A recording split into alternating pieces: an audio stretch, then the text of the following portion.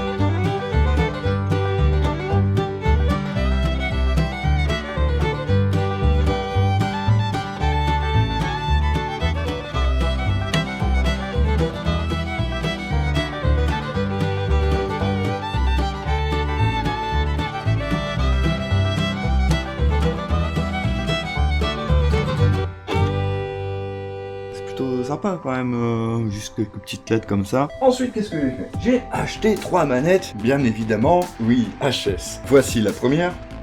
Toutes les 3, le même problème, stick droit. Et je les ai réparés. Je vais voir, je peux appuyer maintenant, tout va bien. Je vous montre les 2 autres également. Voilà, les 2 manettes. Chaque manette m'est revenue à 11,50 €. J'avais commandé pour suivre avec ce que j'ai fait. Des pièces Oshima pour permettre de customiser, histoire qu'elles soient pas totalement différentes de ce qu'elles sont à l'origine, mais agrémentées. Comme là, on a agrémenté la console. J'ai acheté des boutons en métal. Avec les sticks en métal. Voilà, des noirs, et les violets. Et puis maintenant, on va passer à la manette. Et oui.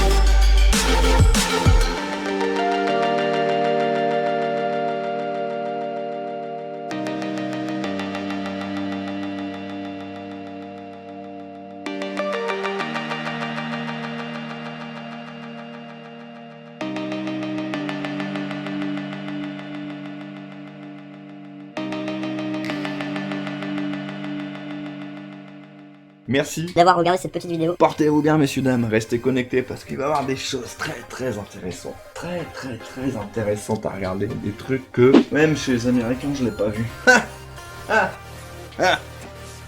Des bisous. Bonne année. C'était Michael Blindford. Ciao.